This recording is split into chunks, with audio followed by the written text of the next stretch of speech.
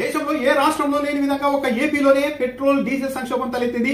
దీని వెనుక కారణాలు ఏంటి అన్న దానిపైన చర్చ నడుస్తూ ఉండగానే చంద్రబాబు నాయుడు గారి ప్రభుత్వ కారణంగానే మొత్తం ఇది జరిగిందన్న వ్యవహారం ఇప్పుడు వెలుగులోకి వచ్చింది. కేంద్ర ప్రభుత్వానికి రాష్ట్ర ప్రభుత్వం అమరావతి కాంట్రాక్టర్లకు లబ్ధి చేకూర్చేలా రాసిన ఒక లేఖ ఇప్పుడు వెలుగులోకి వచ్చింది. అయితే ఏపీ ప్రభుత్వం ఇచ్చిన ఆదేశాలపై కేంద్ర పెట్రోలియం శాఖ కూడా ఆగ్రహం వ్యక్తం చేసింది. వెంటనే రాష్ట్ర ప్రభుత్వం జారీ చేసిన ఆదేశాలను వెనక్కు ఉపసంహరించుకోవాలని కూడా తిరిగి రాష్ట్ర ప్రభుత్వానికి లేఖ రాసింది.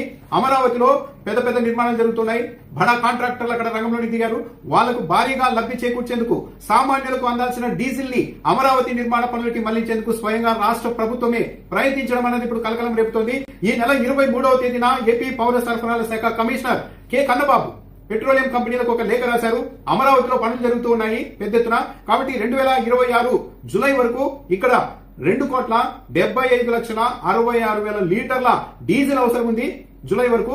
కాబట్టి వెంటనే అమరావతి నగరంలో నడుస్తున్న పనులకు మీరు కూడా మద్దతు ఇస్తూ సమీపంలోని పెట్రోల్ బంకుల నుంచి రిటైల్ ధరకే తగినంత డీజిల్ ని కేటాయించేలా ఏర్పాట్లు చేయాలని కోరుతున్నామంటూ పెట్రోలియం కంపెనీలకు ఏపీ పౌర సరఫరాల శాఖ కమిషనర్ లేఖ రాశారు. అంటే సమీపంలోని పెట్రోల్ బంకుల నుంచి రిటైల్ ధరకే అందించాలి అనడం అంటే సామాన్యులకు అందాల్సిన డీజిల్ ని కొల్లగొట్టడమే. ఎందుకంటే ఇరాన్తో యుద్ధం మొదలైన తర్వాత కమర్షియల్ కి అంటే పెద్ద పెద్ద నిర్మాణ సంస్థలు కావచ్చు, పెద్ద పెద్ద ప్రాజెక్టులు నిర్వహించే సంస్థలు కావచ్చు, వాళ్ళకు అందించే కమర్షియల్ డీజిల్ ధరని పెట్రోలియం కంపెనీలు భారీగా పెంచాయి. లీటర్ 152 రూపాయలకు వెళ్ళిపోయింది. ఇప్పుడు అమరావతిలో నిర్మాణ పనులు చేస్తున్న పెద్ద పెద్ద సంస్థలన్నీ కూడా 152 రూపాయలకు కమర్షియల్ డీజిల్ ని కొనుగోలు చేయాల్సి ఉంటుంది.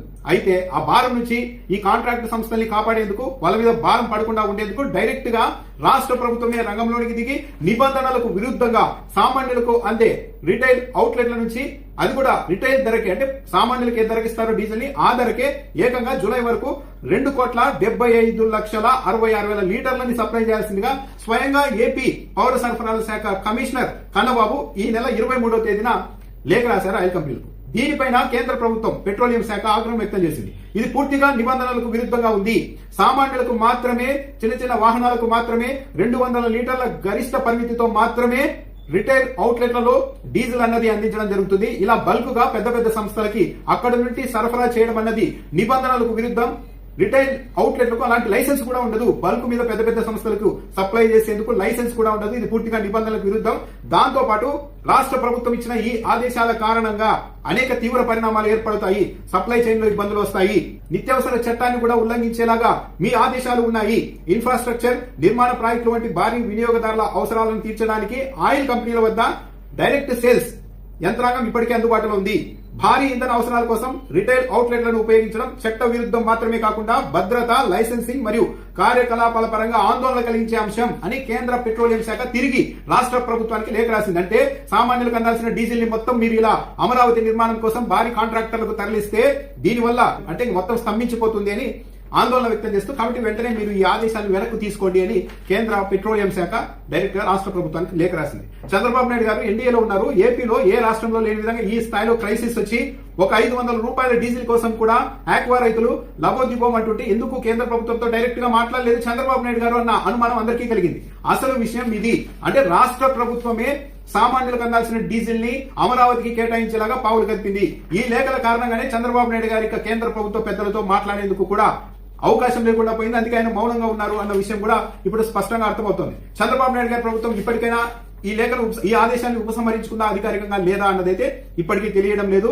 మొత్తం అంటే పెద్ద పెద్ద కాంట్రాక్ట్ సంస్థలకు వేల కోట్ల రూపాయల కాంట్రాక్ట్ ఇవ్వడమే కాకుండా వాళ్ళు కమర్షియల్ గా డీజిల్ కొనుగోలు చేయాల్సి ఉంటే వాళ్ళ మీద భారం ఎక్కువ పడుతుందని చంద్రబాబు నాయుడు గారి ప్రభుత్వమే సామాన్యులకు అందాల్సిన డీజిల్ ని, తక్కువ ధరకు సామాన్యులకు అందే డీజిల్ ని పెద్ద పెద్ద బడా కాంట్రాక్టర్లకు అమరావతి కోసం మళ్లించే ప్రయత్నం చేశారు. అంటే చంద్రబాబు నాయుడు గారు, సజ్జల రామకృష్ణారెడ్డి గారు దీని మీద స్పందించారు.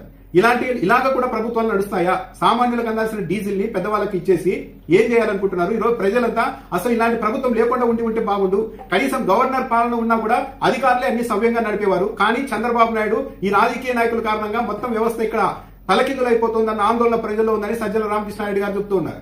నిజానికి అమరావతి పనులు ఒక నెల రోజులు 10 రోజులు ఆలస్యమైనా కూడా వచ్చే ముప్పేం లేదు. కానీ అదే సామాన్యులకు అందాల్సిన, రైతులకు అందాల్సిన డీజిల్ 1-2 రోజుల పాటు అందుకుండా పోయినా కూడా మొత్తం పరిస్థితి, వ్యవస్థ తలకిందులవుతుంది. కానీ ఈ విషయాన్ని కూడా పరిగణలోకి తీసుకోకుండా చంద్రబాబు నాయుడు గారి ప్రభుత్వం ఇలాంటి ఆదేశాలకు, అంటే ఈ రాష్ట్రం ఏమైపోయినా పర్వాలేదు, మనకు అమరావతిలో మాత్రం ఏది ఆగకూడదనే స్థాయికి ప్రభుత్వ పెద్దలు వెళ్లిపోయిన తర్వాత ఇక సామాన్యులకు న్యాయం ఎక్కడ జరుగుతుంది అన్న అభిప్రాయం అయితే బలపడుతుంది.